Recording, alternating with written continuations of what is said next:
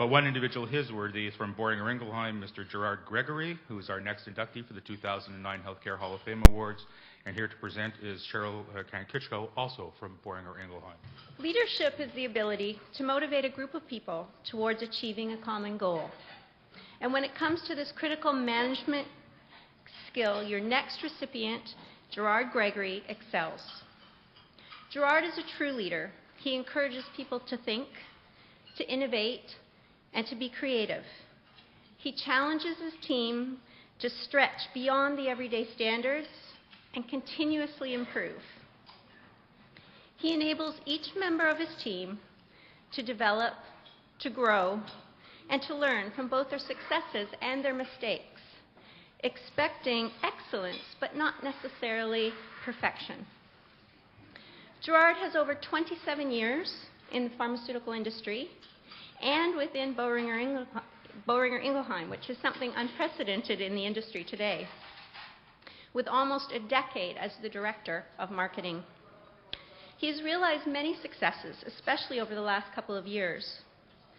Gerard has overseen the launch of BI's blockbuster drug Mycardis when he was an international product manager in Germany, and came back to Canada to oversee the launch of the unprecedented On-Target, Profess, and Transcend morbidity and mortality trials. He launched and watched the development of Spiriva to become Boehringer's first Canadian blockbuster, and he oversaw the successful launch of Flomax CR for BPH despite generic competition for the original Flomax business. And of course, near and dear to my heart is the launch of Cymbalta with our Lilly colleagues, which IMS has named the best new product launch in 2008. Gerard told us that someone asked him, "Why do you work so hard? Why do you always strive to make things better and be so passionate about your work?" His answer was that someday someone might say, "You know, I knew this guy Gerard Gregory, and I'm a little bit of who I am today because I knew him, I learned from him, and I worked with him." Gerard, from all your marketing team, and I hope no one's trying to get a hold of the marketing department in Boehringer because we're all here. Gerard, thank you for everything, and congratulations on your induction into the Healthcare Marketing Hall of Fame. Ladies and gentlemen, Gerard Gregory.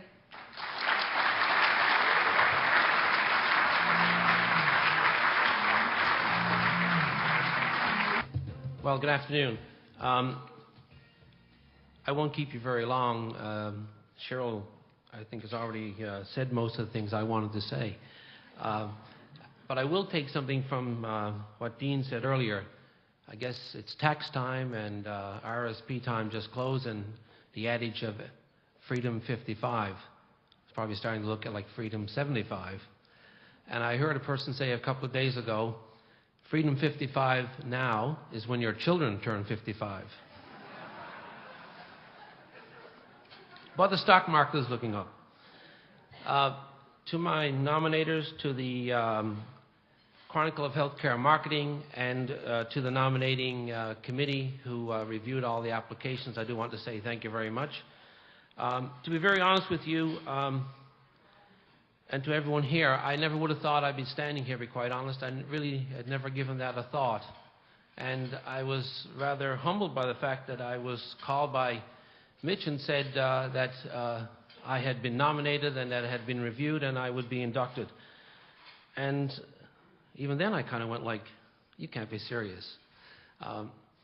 But let me probably to best equate that, I'll read to you a brief note upon knowing that, which I wrote to my nominators. Dear nominators, colleagues, no doubt you are aware of my nomination to the Canadian Healthcare Hall of Fame, which I realize each of you endorsed and has now been reviewed and accepted by the review committee. To be very honest, I am humbled by the very fact that you would have considered me a nominee for this award, and even more that the committee would have reviewed and decided on the same. Goes to show you, I guess, you can fool some of the people all the time. I don't know. Today I read your nomination letter, and it did force me to stop for a moment and realize the many things we have achieved together. And then I went on really to say very much what Cheryl had said about what a former colleague and a close friend of mine had said and asked me that question, which you read, about why do you do and care for what you do? And I gave her my answer. And in the answer to my memo, I said, one thing I don't know when I gave my reply was whether I would actually ever know whether my belief of having been an influence on others would be known by myself. And now, of course, it's obvious at least that for 4 people, that's been the case. So I won't have to wait, I guess, for some other time and place. I now know that at least 4 individuals, and obviously a committee had seen that as such as well. If you've read my profile, you'll notice, and Cheryl mentioned, I've worked my entire career actually at Boehringer. And I live by the adage, as it says, when I'm finished with pharmaceuticals at Boehringer, or they're finished with me, I am finished in the pharmaceutical industry. I don't say that with any disregard, because like all of you as colleagues in this industry, it's been amazing to have worked with such highly educated people within our industry and in the public healthcare sector.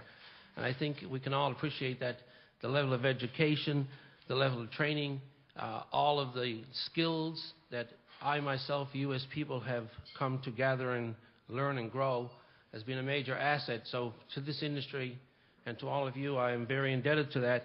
And my only sense about that comment is that I believe, much like Laurie has said already, that he started that in his own life earlier than I. But at a point in time when I elect to retire, it is my, I think, good fortune that I would want to give back to some lesser people in life some of the skills and abilities that I have been able to gather out of this very excellent industry to work in. Thank you, every one of you. Thank you very much.